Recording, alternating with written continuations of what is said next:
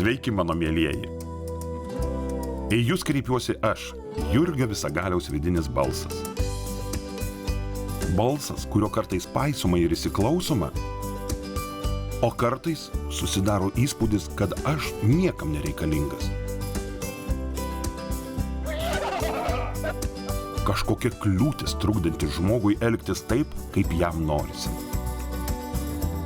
O sakykite, ar jūs žmonės visada elgiatės teisingai? Gerai, kol kas palikime šį klausimą atvirą. O dabar pasitikime mūsų laidos herojų Jurgį.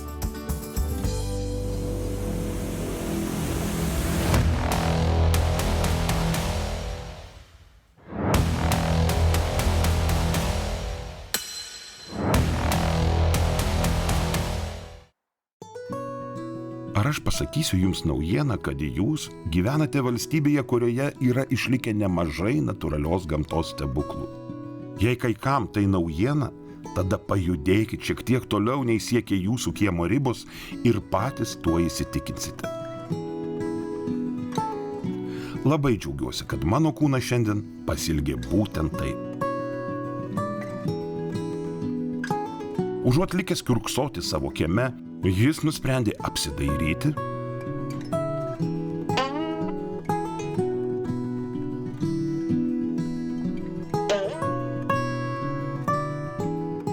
ir paklaidžioti šalia esančių miškų.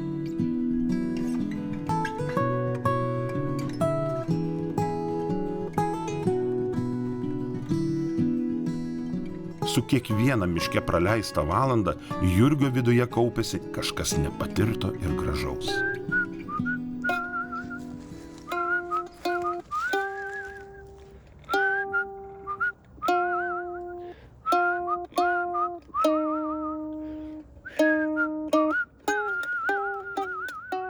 Na, dėl apibūdinimo gražaus gal būsiu kiek paskubėjęs.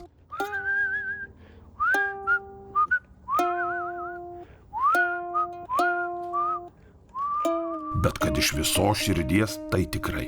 O, pradžia yra.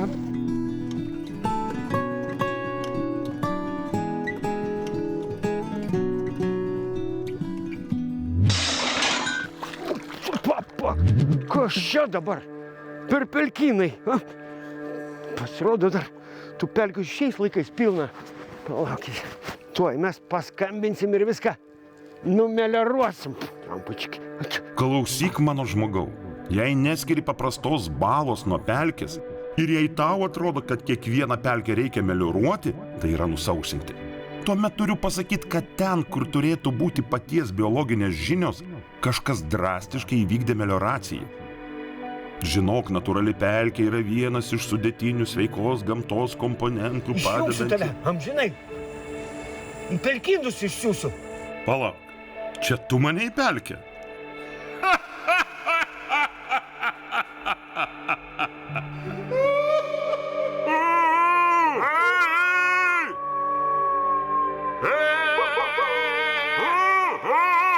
Pagaliau suprasi, kad kaip šauksi, taip ir atsišauks. Kai žmogus neklauso vidinio balso patarimo, jam dažnai tenka klaidžioti klystkeliais. O Jurgio atveju teks klampoti pelkę. O jums, mano mieli, skubu pranešti, kad savo kūną nugabenau į Neries regioniniame parke esančią Šilėnų pelkę. Dar kitaip vadinama orchidėjų karalystė. Mat žydėjimo metu čia pražysta keli šimtai šių nuostabių gėlių. Nepasiklysti pelkėje Jurgiui šiandien padės daktarė, botanikė, pelkių atkūrimo ir gamtos apsaugos ekspertė Jūratė Sendžikaitė. Kągi, matau, jie jau susitiko, tad linkiu pasiklausyti jų pokalbio. Jūrate, lietuvių tautosakoj pelkės buvo laikomos tokia baugia, paslaptinga vieta, kurioje gyvena velniai, laumės. O kaip tas liūnas jūs įtraukė? Traukė labai paprastai. Teko dirbti Botanikos institute kraštovaizdžio ekologijos laboratorijoje. Jos vadovas Romas Pakalnis vykdė įvairias tematikas ir vieną kartą 2006 metais pasikvietė nuvažiuoti į Aukštumalos aukštapelkę, tyrimams. Na ir tai prasidėjo tas per visas kelias nuo 2006 metų po pelkės ir braidau, tai stažas šioks toks yra. Lietuviai turi daug žodžių pelkėje apibūdinti. Tai yra bala, liūnas, raistas, tyruliai, dar toks durpinyčia. Senoviai lietuviai jau žinojo, kaip pelkės panaudoti savo reikmėm. Sakykit, o kada ir kodėl mes pradėjom naikinti pelkės? Turim labai sėkmingą situaciją, kad Lietuvoje pelkės pradėtos sausinti pakankamai vėlai palyginti su visa vakarų Europą. Tai jeigu mes kalbėsime apie rytų Prūsiją ar dabartinę mūsų mažąją Lietuvą ar kaip jau Nemuno deltos regioną, tai tenai būtent jau XIX amžiaus pabaigoje buvo pradėti siųsti žmonės tyrinėti Lietuvos nuo tuo metu Prūsijos pelkių ir žiūrėti, kaip jas galima sukultūrinti. Tiesiog taip ir vadino - pelkių sukultūrinti. Visoje Europoje reikėjo pamaitinti žmonės. Tam reikėjo dirbamos žemės, kad galima būtų kažką tenai auginti. Tai va būtent nusausinus durpynus, didžioji bėda tai pirmiausia nusausino žemapelkės, nes žemapelkę nusausinus jų dirvožėmis yra labiausiai tinkamas žemės ūkio kultūroms auginti, tai pirmiausia sausino žemapelkės, bet kadangi jau olandai ir vokiečiai buvo išmokę, kaip sutvarkyti ir tuos aukštapelkinius durpynus, kur durpė yra rūgšti, tai ten reikia specialių kalkinimų, specialių priemonių, tai tada buvo pradėta žiūrėti ir aukštapelkes, kad reikia sausinti. Tai va tai buvo pradėta sausinti aukštumalos, tarkim, aukštapelkė čia jau buvo 20 amžiaus pradžioje. Tai mes galime sakyti, kad mūsų pelkių sausinimas yra pakankamai vėlyvas, jau tik tai ateina XIX amžiaus antra pusė, 20 amžiaus pradžioje, didžioji manija tai buvo jau čia 20 amžiaus vidurys. Tiek sausinom tas pelkės, tiek viską darėm, kad dabar atėjo laikas susirūpinti jų apsaugojimu. Kuo pelkės yra naudingos mūsų ekosistemai? Pelkės reikia saugoti dėl keletos priežasčių. Dabar jau kažkaip tuk ateina į mūsų protą ir į mūsų širdį ta mintis, kad pelkės svarbios dėl klimato.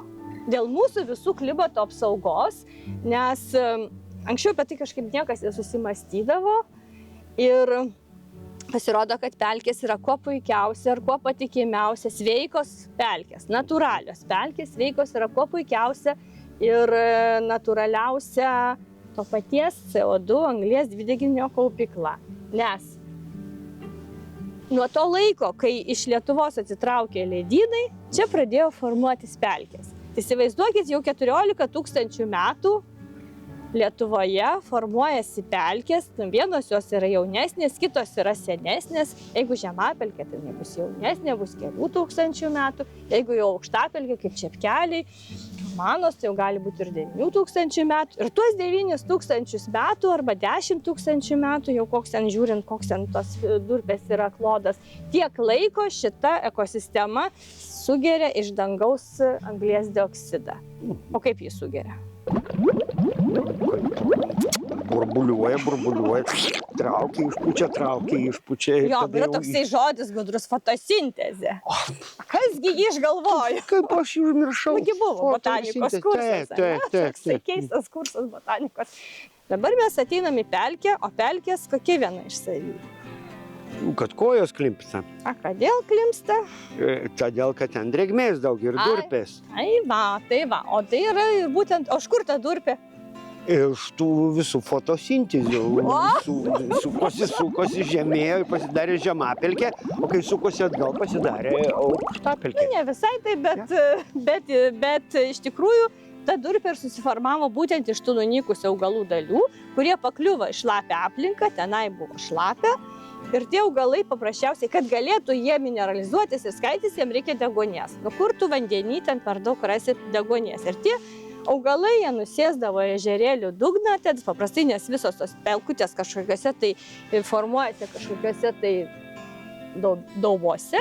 Ir jie ten visi pamažu nusėsdavo į dugną ir ten dugne kaupėsi. Ir toj bedeguonėje aplinkoje vis dėlto ten vyksta šiek tiek tokie procesiukai ir susiformavo durpės. Ir kuo ilgiau ta durpė kaupėsi, tuo pelkė yra kokia jaunesnė ir senesnė. Senesnė. Jo, ir tada, o kiek gal žinot, kiek milimetrų per metus, jeigu viskas labai gerai, kiek gali susiformuoti durpės? Jeigu, Metrų, milimetrų, centimetrų. jeigu plaukai per savaitę užauga kokį 2 milimetrus, tai ten koks 200 metų yra kokie 2 centimetrai. Nu, tai 1 milimetras per metus. Ja. Tai jeigu jūs, pavyzdžiui, padarėt gręžinį, jau kai mokslininkai daro gręžinį, ir jeigu iškasė, kad durpės gylis yra 4 metrai, tai kiek durpiai bus metų, pelkė bus metų? Jūs geriau žinote. Tūkstančiais, 4 tūkstančiai. Va taip man... O jau jeigu 9 metrai, Taip, be 9 neįmanoma suskaičiuoti. Be 9 tūkstančių Niekaip. niekaip nepaimsi. Ne.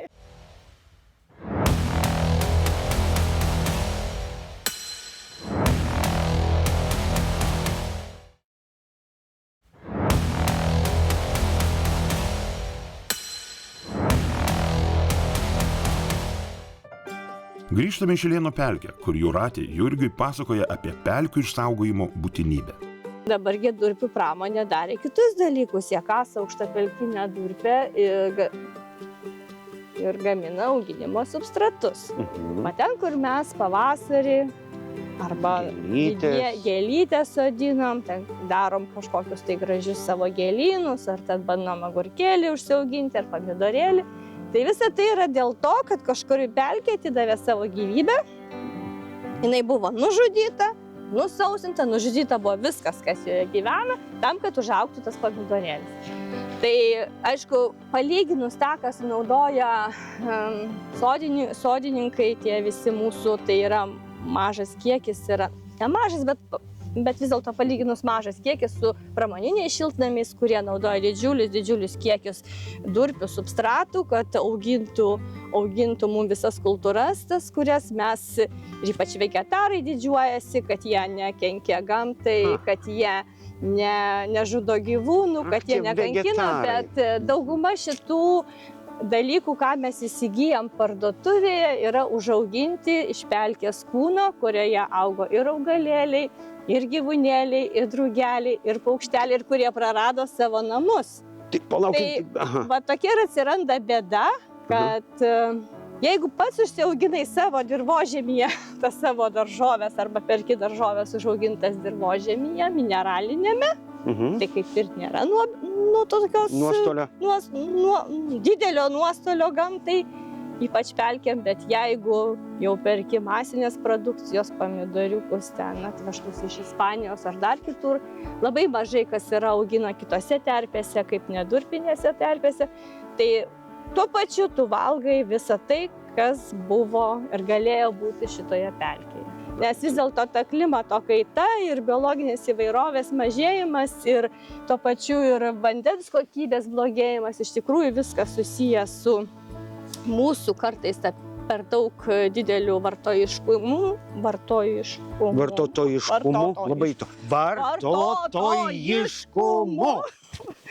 Va, ir kartais mums tikrai nereikia to, kiek mes siekiam turėti. Kartais patys jau nebetelpam į savo aplinką, bet mums vis tiek reikia dar kažko daugiau. Ir nepagalvojom, kad ta pati pelkė, jinai atlieka, kaip sakau, biologinės įvairovės apsaugą, klimato apsaugą, švarina vandenį, kas yra labai aktualu, nes tai yra natūralus biofiltras, kuris nieko nekainuoja, gamtos jau taip surėdyta, kad durpė per augalus, per durpę, per šaknyną praeidamas vanduo jisai išsivalo. Ir kad ypatingai gerai pelkė sulaiko visokias, tarkim, žemės ūkio taršos, nuo trąšų, nuo galbūt taip, nuo tų bėdų ir pesticidų ir toko. Tikrai, tas žemės ūkis dabar neišvengsi kažkokių tai chemijos vartojimo, bet pelkė, jinai ta ekosistema, kuri gali sulaikyti ir nemažą kiekį tų teršalų. Ir paskui mes tada nuvažiavę prie Baltijos jūros arba Kuršių marių mes galime galėtume geriau maudytis ir nesiskųsti, kad va mėlyna jūra, nes yra dumbliai, melsvadumbliai ir bakterijos ir visa kita. Ir nenoriu eiti maudytis jau tenai, nes tenai viskas plaukioja, ne tai, kas priklauso. Tai čia yra va ta tarša, ką gali padėti pelkės išlaikyti. Kaip vėl tą buvusią pelkę pabandyti paversti pelkę. Sakykit, ar mes jau Lietuvoje galim pasigirti kokiais nors teigiamais rezultatais? Klausimas. Turime, nes mes esame jau tie pelkių atkūrimo darbai Lietuvoje iš tikrųjų vykdomi jau kuris laikas. Ir bent jau su Romu Pakalniu, profesoriumi Romu Pakalniu, tai mes pirmus darbus pradėjome Aukštumalos aukštapelkei, kuri yra Šilutės rajone. Ir tada turėjome kartu su Lietuvos gamtos fondu, turėjome projektą aukštapelkės atkūrimui. Ir projekto metu buvo pastatyta virš 1200 užtvankų. Dabar 2/3 jos yra nusausinta. Yra stipriai nusausinta ir naudojama durpių kasybai. Tai 2/3 to didelio gražaus kūno, kur tada buvo aprašyta, yra naudojama durpių kasimai, o likęs 1/3 yra paskelbtas telmologiniu arba pelkių draustiniu. Tai va būtent tas pelkių atkūrimo veiklos ir buvo vykdomos telmologinio draustinio teritorijoje, bet jis irgi prieš tai buvo ruošiamas durpių kasybai, dėl to įsivaizduokit, kas 20 metrų yra iškasti grioviai. Ir iš jų, iš tų griovių, panašiai, kad kažkam supjaustytų odą kas 20 cm, kiek išbėga kraujas. Tai pelkiai vanduo tas pats, kas mums yra kraujas. Tai jeigu ta pelkė kiekvieną dieną praranda vandenį, tai jinai ir keičiasi, jinai praranda visas tas savybės, kurias ir visus gerus dalykus, kur galėtų mums suteikti, tas visas dabar moderniai vadinamas ekosisteminės paslaugas, bet jinai, kadangi serganti, jinai jau nebegali pati viso to daryti. O tai negalima tų griovių? Tai va tas laifinis projektas ir mūsų komanda ir dirbo, kad būtų pastatytos tos užtvankos, kad kiek įmanoma būtų ilgiau galima sulaikyti pelkėje pavasario polaidžio vandenį. Potvinio vandenį, sniego tirpsmo vandenį, lietaus, kai būda vanduo, kad jisai ne iš karto išbėgtų, bet kiek įmanoma ilgiau susilaikytų pelkėje. Aišku, dabar ta pati klimato kaita. Žinot, kaip čia su pelkėm įdomiai išeina. Pelkės nusausintos išskiria didelius kiekius anglies dvideginio. Ta, ką kaupė tūkstantmečius. Pavyzdžiui, kaupė ten 5000 mečius. O tu nusausinai ir tau dalį iškasiai, ar ten kažkaip sunaudojai, o dalis eina kiekvieną dieną į atmosferą, nes mineralizuojasi. Ir jeigu, pavyzdžiui, pati pelkė, jeigu taip, paimti pagal skaičiukais, tarkim, sveika, normali aukštapelkė arba pelkė, kuri dirba normaliai, kuri turi visą dirbančią ekosistemą ir viskas su ja yra tvarkoj, jinai gali arba sugerti tą anglies dioksidą ir jį kaupti durpėse. Jeigu jau, tarkim, labai sausa, ten dabar tos vasaros yra sausos, tai gal ten apie 0, kiek išskiria, kiek išdžiūvo iš paviršiaus, tiek išeina. Tai jeigu mes turime ariamą lauką, tai jinai gali išskirti virš 30 iki 40 tonų iš hektaro per metus. Jeigu taip gali sugerti 0, o kiek atrodo tona? Kaip jūs žinot, kaip atrodo anglies dioksido tona? Toks rutulys 10 metrų, toks va. Tai kaip oro balionas, tas sakykime. Toks va 10 metrų. Šis 10 tonų anglies dvideginio balionas pakėlė ir pradėjo Jurgį nešti tolyn nuo pelkės, kurią jis spėjo pamėgti. Kildamas jis vis galvojo, kodėl žmonės elgiasi taip netoleregiškai. Kodėl naikina, kas gamtos per ilgus tūkstantmečius sukurta, mūsų saugoti ir teikti mums tvarią būtį. Jurgiui norėjosi rėkti, sušukti, kodėl mes taip darom, bet bandymas šaukti ir rėkti virto visiškai kažkuo netikėtų tiek man, tiek pačiam Jurgiui. Pievos vidury, tarp aukštų žolių, pumpuras gėlės pražydęs skleidžia mėnuliu. Rytmečio aušra ašaras išlies, jos lyg akmenys nuo kalno pievų nuriedės. O žvaigždė šviesi šypsos iš dangaus, kaip šį grožį išlaikyti išlaikyti, pagalvok žmogau. Ošiantys miškai, akys ežerai, gėlos upės vandenynai, amžini krantai, keteros kalnų, ant kurių dangus susimąstęs rūpestingai saugo mus visus. O žvaigždė šviesi šypsosi iš dangaus, kaip šį grožį išlaikyti, pagalvok žmogau. Vidury nakties pumpuras sustings, mėnesienos nudažytas sapnuose pradings. Žiedo neberas rytmečio aušra, pievoje pravirks akmuo, išauš nauja diena. O žvaigždė šviesi šypsosi iš dangaus, kaip šį grožį išlaikyti, pagalvok žmogau. Tik praeik šalia, nieko nepaliesk, tu žvaigždelę sidabrinę kelią mums nušviesk.